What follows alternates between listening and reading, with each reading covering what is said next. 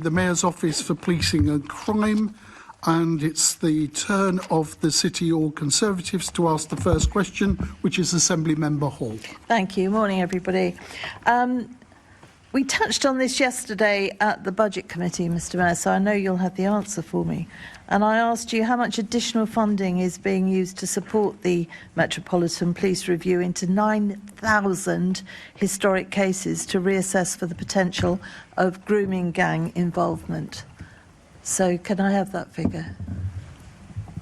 Good morning. Thanks for your question. So just to remind the member, I'm not sure she's aware. So at the moment, what the Met is doing is re-examining those thousands of cases of child sexual exploitation going back 15 years. That's what I've just said. Yeah. And the next phase is when the NCA and NPCC work with the Met Police Service to see how many of those cases require reinvestigation.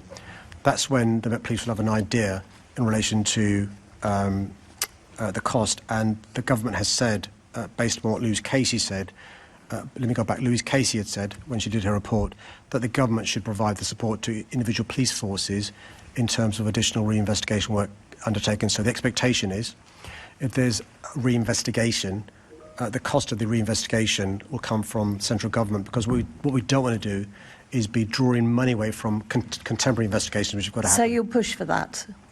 It's really important. Well, it is important because if we don't get additional support, those horrible cases taking place now will be let down, and we can't afford another generation of young people let down. Thank you, Mr Mayor.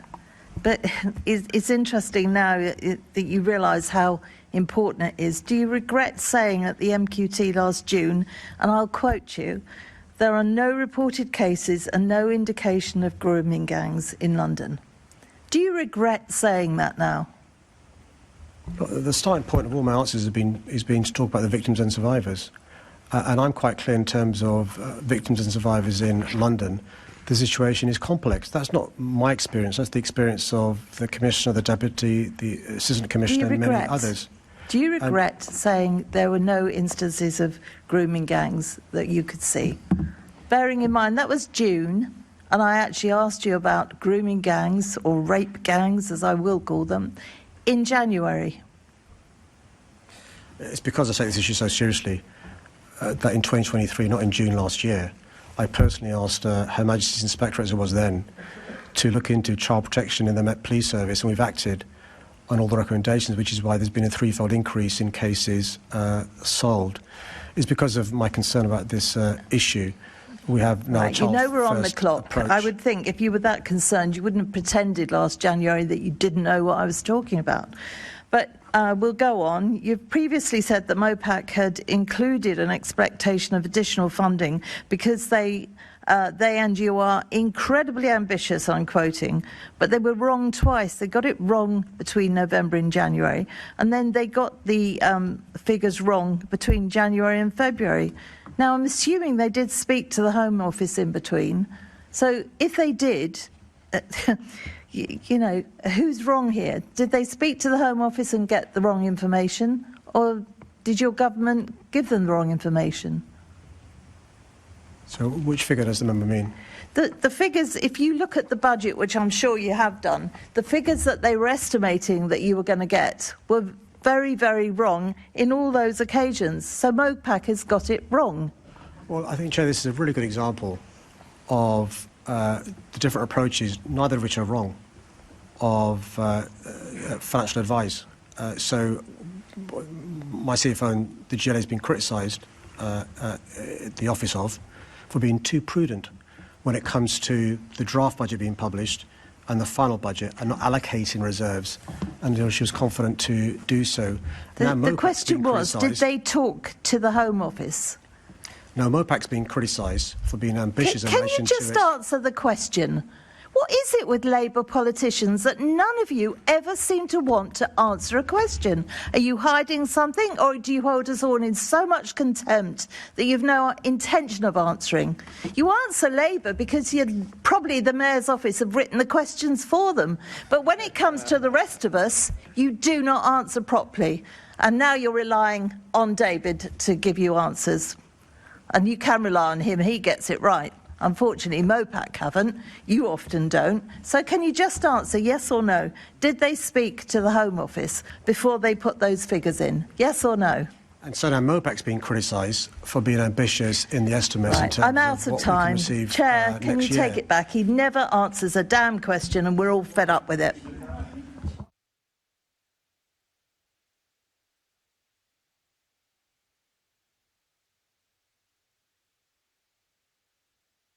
Thank you very much. Good morning, Mr Mayor. Good morning, panel.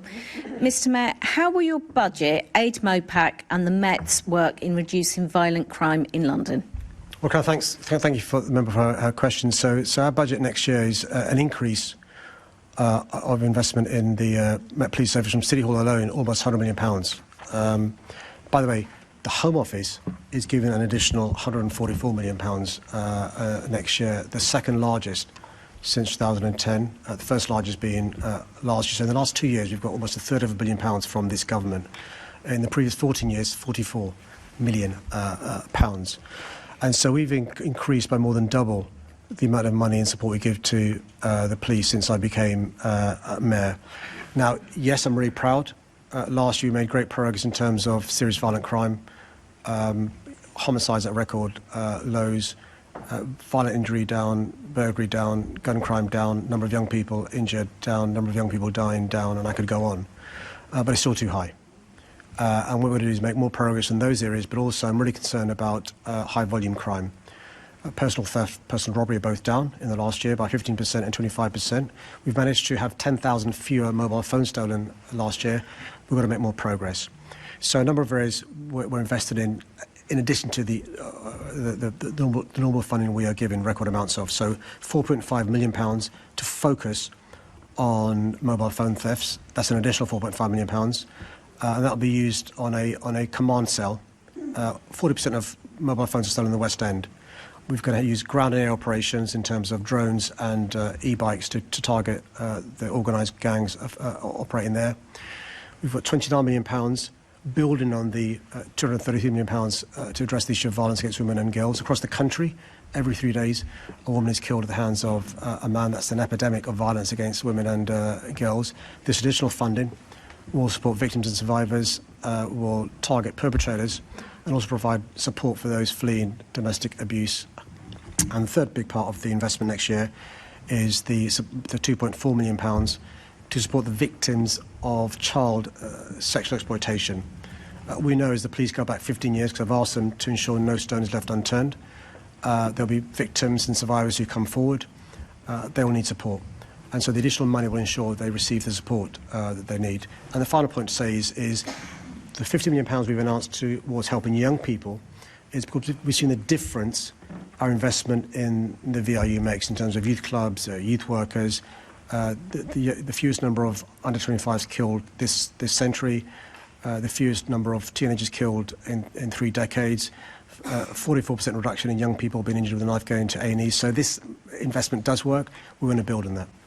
Thank you, Mr Mayor. Mr Mayor, you get shouted at a lot about funding from the group on the other side, about how about funding for the Met Police. Given that the Conservative government over 14 years only gave the Met £44 million, that's £44 million over 14 years, which led to a £1.2 billion real terms cut, do you think that they should apologise for trying to defund the Met Police? Well, what the previous coalition government and the previous Conservative government did over 14 years was to only increase the amount of money received. The increase was only £44.7 million. So in real terms, it was a cut of £1.2 billion. So they did defund the Met Police Service over that period because it was, roughly speaking, a third of core funding cut from the Met Police Service. So £44.7 million increase in 14 years. Over the last 2 years, we have got an increase. It's not £44.7 million. The increase from central government is £300 and 327.3 million pounds. 327.3 million pounds. That's more than 8 times an increase in the last 2 years versus the last 14 years. And that's one of the reasons why the member is so rudely chuntering. Thank you, Mr. Mayor. Assembly Member Roberts. Thank you and good morning. Mr. Mayor, the budget shows that the Met must find £125 million of savings in 27-28, 145 million the year after, just to maintain staffing levels. We've seen that your pledge to keep a 24/7 front counter in every London borough is now in tatters, and that we're seeing front counters closing this coming Saturday. Can you give a categoric assurance that we will not see the closure of police stations in London over the course of your remaining mayoralty? Just to address the first part of his question, he's right to express concern about years 27, 28 and 28, 29. And the reason for that is because the one-off sale of assets, once the money runs out, it runs out. It's not recurring money for the Met Police Service. But also some of the grants received from central government in the past have been one-off grants. And that's one of the reasons why we've been lobbying the government for its recurring funding, but for NIC to be at the level it needs to be in terms of the National and International Capital Cities grant.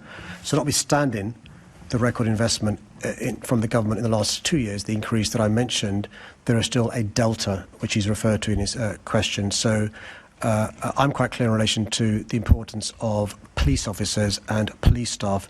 That's my priority going forward. One of the reasons why I was persuaded to reduce the hours in front counters and in some cases close them was because the amount of officer time it freed up, I think 6,000 police officer shifts. I would much rather invest in police officers and police staff than bricks and mortar. So I'm hoping that choice doesn't come sort of Sophie's choice, some would call it. But I can't predict 3 years ahead. But Londoners know, since I've been mayor, more than doubled in